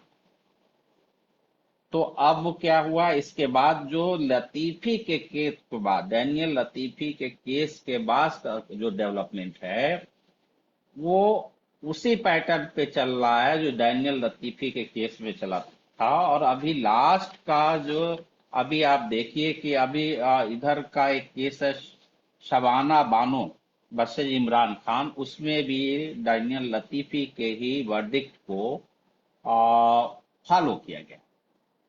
तो इस तरह अब क्या हुआ, जैसे आप लोग अभी देख रहे हैं कि अब नेक्स्ट क्लास में हम चर्चा करेंगे, अभी आगे के प्रोविजन पे वो करते हैं कि हिंदू मैरिज एक्ट मैंने बताया कि आप देखिए मेंटेनेंस का दायरा, उसके पूरे पिक्चर को यदि जोड़ें तो क्या क्या इसमें आता है। आप देखिए पर्सनल लॉ में हिंदू की बात है तो उसके पास क्या क्या फॉर्म आता है। हिंदू मैरिज एक्ट में आपको मिल सकता है, Hindu adoption and maintenance act है उसमें मिल सकता है,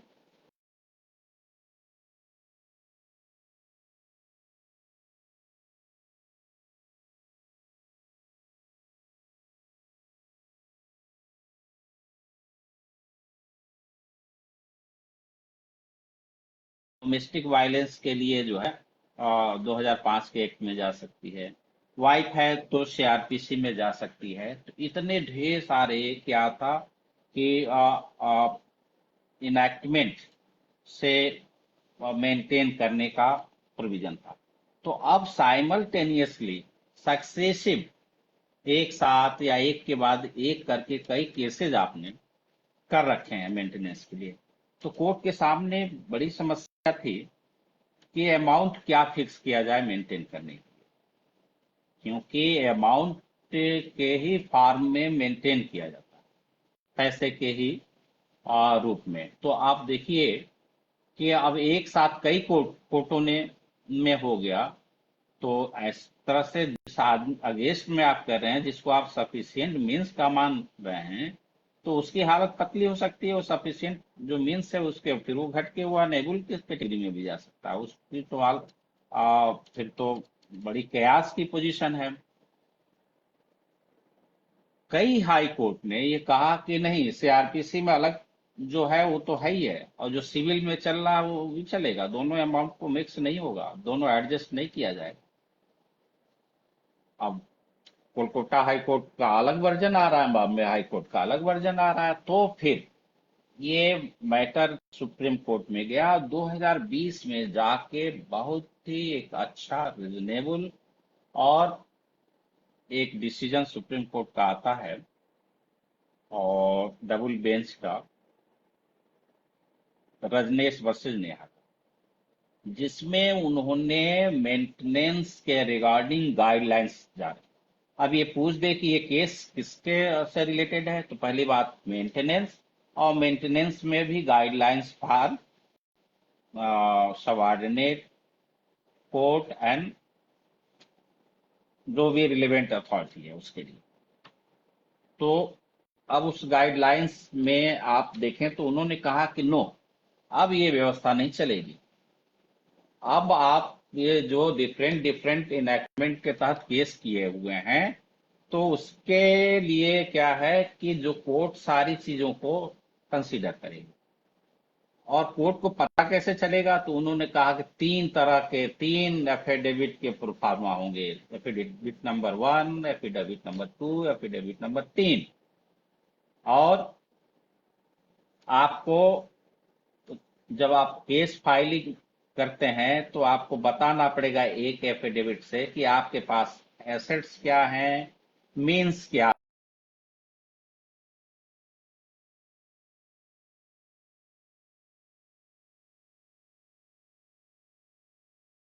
भी बताना पड़ेगा कि कहाँ कहाँ किस किस कोर्ट में आपने केस कर रखा है। और ये भी बताना पड़ेगा आपको बाई एफिडेविट कि उन केसेज में कोई ऑर्डर हुआ है तो क्या हुआ है। इसके अलावा यदि आपको उस किसी कोर्ट के ऑर्डर को लेके ग्रीवांस है, अमाउंट को लेके ग्रीवांस है, तो आप ये बाद वाली कोर्ट में नहीं आएंगे उसको मीट आउट करने के लिए, उसी पहले वाली कोर्ट में आप जाएंगे और उसके बाद जो है आप उसमें अल्टरेशन के लिए बात कर सकते हैं। तो इस तरह से आप देखें कि बहुत सारी चीजें जो है डेवलप हुई। इसीलिए मैंने कहा कि ये मेंटेनेंस बहुत ही वो है, इसको हम एक ही सिटिंग में नहीं कर सकते हैं। तो अभी मैं देख रहा था, आप लोगों को कैसा लग रहा है? अभी हम लोग कल 125 के आगे पहले 128 तक पूरा करते हैं, और जो बाकी टाइम में हम लोग इसको बाकी आप लोग पढ़ के आइए, केस लॉ भी देख के आइए। तो बहुत ज्यादा तो नहीं, जो जरूरी केसेज हैं वो हम आपको नोट करा देंगे। वैसे तो इसमें थाउजेंड ऑफ केसेज हैं, लेकिन आठ, ये पांच छह ऐसे केसेज हैं जिनको जरूर जान लेना चाहिए। जैसे मतलब मैरिड डॉटर पे आपको विजय मनोहर आर्बट का केस हो गया। शाबानो का केस अक्सर आता है, शाबानो का केस इसलिए भी आता है कि उस केस के बाद ही आपका ये एक्ट 86 का आया। ठीक है, प्रोटेक्शन एक्ट जो 1986 का है, पूरा नाम उसका है ये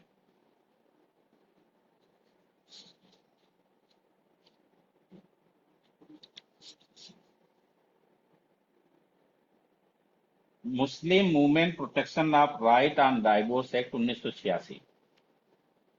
तो अब ये आपको देखना, तो इसमें फेज वाइज बांटना पड़ेगा कि साबानो केस में जो आया, तो साबानो केस इतना इंपॉर्टेंट है कि हर चीज आपको जानना है। इसने कहा कि ये सेकुलर लॉ है, सीआरपीसी। ठीक, इसमें 5 जजेस की बेंच थी, यानी कॉन्स्टिट्यूशनल बेंच थी। किसने जजमेंट प्रोनाउंस किया? जस्टिस वाई बी चंद्रचूड़ ने किया था, 85 में आया था। तो ठीक है, पहले। अब इसके बाद पूछता है कि इसके बाद कौन सा एक्ट बनाना पड़ा, तो ये 86 का एक्ट बनाना पड़ा। उसके बाद 86 के जो बनाया गया, उसकी संवैधानिक वैधता किस केस में इन्वॉल्व हुआ, और जिसमें सुप्रीम कोर्ट ने कहा कि ये प्रोविजन जो बने हैं ठीक है, वैलिड है, अकॉर्डिंग टू कॉन्स्टिट्यूशन है, कोई कॉन्फ्लिक्ट नहीं है, पर्सनल लॉ से भी कोई कॉन्फ्लिक्ट नहीं है। तो अब वो जो डिलेमा था वो खत्म हुआ, तो ये डैनियल लतीफी का केस आ गया। तो आप देखिए, ये 3 केस तो बहुत इंपॉर्टेंट है, इसके अलावा भी और तमाम केसेज हैं। और एक मैंने जैसा कि बताया, चौथा केस आपको रजनेश वर्सेज नेहा का केस। तो आप रजनेश वर्सेज नेहा केस को जरूर जरूर नोट कर लीजिएगा, 2020 का है, तो इस पे चलेंगे। अब 125 के बाद जो है क्या है, 126 आप देखिए प्रोसीजर की बात करता है। तो 127 अलाउंसेज में चेंज, अल्टरेशन, कैंसिलेशन, ये सारी चीजों की बात करता है। तो जाहिर सी बात है कि जब हम maintenance first class magistrate grant करता है, तो क्या देख के कराता है? एक आदमी मजबूत है, एक आदमी कमजोर है। तो मजबूत वाला कमजोर को उसकी रोटी मने खाने का, पहनने का, रहने का, और उसकी दवा दारू का व्यवस्था करेगा। तो अब मान लो जो मजबूत है वो कमजोर आ गया, जो कमजोर है वो मजबूत हो गया, तो परिस्थितियां चेंज हो गई। परिस्थितियां जब चेंज हो गई तो फिर क्या जरूरत है मेंटेनेंस ऑर्डर को बने रहने के लिए? अब तो कोई मतलब नहीं है, इनफैक्चुअस हो गया, अब उस निष्प्रयोज्य हो गया उसका। तो उस कंडीशन में क्या है, कोर्ट उसको चेंज कर सकती है। मान लो जिस लेडी के फेवर में ये ऑर्डर हुआ है, और उसको 125 पाप में कैंसिल करने पड़ा, वो एडल्ट्री में रह रही है, म्यूचुअल कॉन्सेंट से अलग है, रीमैरिज कर ली है, तो रीमैरिज वाइफ का स्टेटस खो दिया, रीमैरिज कर लिया, तो वहीं से वहां पे फिनिश हो जाएगा। वाइफ ने ही सरेंडर कर दिया, कॉमन सेंस से भी कुछ ग्राउंड निकल जाएंगे। एक तो आप देखिए, कॉमन सेंस अप्लाई किया आपने तो क्या निकला? Status, change of status, change of circumstances. तो चेंज ऑफ स्टेटस क्या हुआ कि वाइफ दूसरे की हो गई, चेंज हो गया। सरकमस्टांसेस चेंज हो गया, एक अमीर था गरीब हो गया, गरीब था अमीर हो गया। पत्नी बहुत अच्छी नौकरी पा गई, आईएएस बन गई। तो अब क्या है कि ये चेंज हो गया। तीसरा, पत्नी को लगा कि छोड़ो जाने दो, हम उनके दिए पे हम नहीं पलेंगे, हम अपनी व्यवस्था खुद करेंगे, उसने सरेंडर कर दिया। तो ये कुछ कॉमन सेंस से परीक्षा में यदि नहीं याद आ रहा, तो जरूरी नहीं है कि सब सेक्शन और क्लाज के साथ ही लिखा जाए, आप पॉइंट बना के भी इसको लिख सकते हैं, वो ज्यादा अच्छा होता है। जितना शॉर्ट में लिख सकते हैं उतनी शॉर्ट में लिखिए। बेयर एक्ट को पकड़िए समझने के लिए, याद भी हो तो भी पूरा मत लिखिए, उसको तोड़ तोड़ के लिखिए। तो आप देखिए कि 127 में आपका ये आता है कि कब चेंज हो सकता है, अल्टर कब किया जा सकता है, कब कैंसिल किया जाएगा। तो 127 में आएंगे तो दो तरह के प्रोविजन मिलेंगे, अल्टरेशन यानी परिवर्तन का, कैंसिलेशन यानी रद्द करने का। तो फिर ये तो आप एक भी देख लीजिए कि जैसे कस्टम कस्टमरी और ट्रेडिशनल कुछ चीजें होती हैं, उसके वजह से भी चेंज आ जाता है। मान लीजिए शादी किया, मेहर तय हुआ है 50 लाख रुपया, जैसे ही आप हमको यदि छोड़ते हैं तो 50 लाख रुपया देना पड़ेगा, मेहर का राशि है वो दे दिया उसने। तो इस कंडीशन में भी चेंज होने पे कोर्ट के सामने ये फैक्ट लाया जाएगा तो वो अल्टरेशन कर सकता है।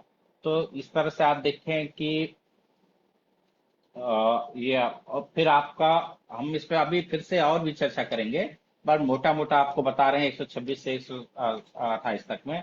128 में क्या है कि जब ऑर्डर किया तो उसको फ्री ऑफ कास्ट जो है उसकी कॉपी को प्रोवाइड कराएगी कोर्ट, और वो एक पाने वाले और देने वाले, यानी कि जिसके अगेंस्ट में है और जिसके फेवर में है, दोनों को फ्री ऑफ कास्ट मिल जाएगी। और फिर यह है कि प्लेस ऑफ एग्जीक्यूशन कहाँ होगा, उस आदेश को कहाँ पे लागू किया जाएगा। तो दो चीजें 128 में मिलेगी, एक तो निःशुल्क प्रति देना दोनों पार्टी को, और दूसरा कि आदेश का प्रवर्तन किस स्थान पे कराया जाए। फिर यही स्थान का वाला प्लेस वाली बात आएगी, जिले की, किस जिले में चलाया जाएगा। तो आप 126 में प्रोसीजर दिया गया है, तो प्रोसीजर किस जिले में चलाया जाएगा, तो उसमें देखा जाएगा वो आदमी कहाँ रहता है, पत्नी के साथ कहाँ रहा, जो बच्चा उसका हुआ उसकी माँ की उसका साथ आखिरी बार कब रही। तो अभी ये सारी चीजें हैं, ये करके हम देखेंगे और उस पर आगे डिस्कस करेंगे। तो अभी एक आप क्या करिए कि नेक्स्ट क्लास में आइए तो इसको फिर से रिवाइज करके आइए, देख के आइए, फिर केस लॉ हम डिस्कस करेंगे और in comparison to other existing law के साथ भी लेके चलेंगे।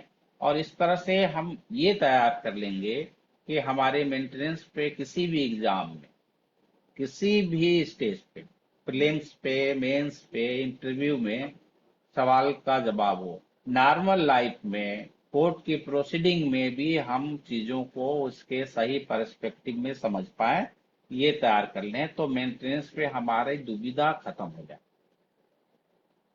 तो मेंटेनेंस पे इन प्रोविजंस को सीआरपीसी की जहां तक बात है, केस लॉ की मदद से जरूर देख लेना चाहिए, और अभी लेटेस्ट क्या अपडेट है इसको देख के उसके हिसाब से चलना चाहिए। बाकी आप लोगों को क्या समझ में आ रही है, सारी बातें अभी तक हुई है। और मुझे लगता है कि लास्ट में यदि कुछ आप लोग की क्वेरी हो तो आप इसमें डाल दीजिए मैसेज में, और तो मैं फिर इसको कल बैठते हैं हम लोग, तो कल इस पे वो कर लेते हैं। और ये कैसा लगा आप लोग को, सारी बातें समझ में आई हो तो बताइए, नहीं तो अभी मैं फर्दर ऐसी टाइम कुछ चीजें आपका हो तो अभी का अभी कुछ क्वेरी जो अभी हम लोग डिस्कस किए हैं उसमें, तो उसको कर सकते हैं।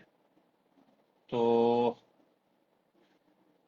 मिला के ठीक रहा, सब समझ में आ गया लग रहा है आप लोगों को, कोई क्वेरी है नहीं? तो नहीं है तो मुझे लगता है कि हम लोग कल तक के लिए जो है शुभकामनाओं के साथ विदा होते हैं। अच्छा, ये आपस में इंटरनल भी आप लोग के डिस्कशंस चल रहे हैं, बट तो हमारी रिक्वेस्ट ये रहेगी कि अभी हमारा और आपका कन्वर्सेशन हो, और फिर बाद में आप लोग एक दूसरे से करें तो ज़्यादा ठीक है। तो ताकि आपकी, ओके, थैंक यू एवरीबॉडी।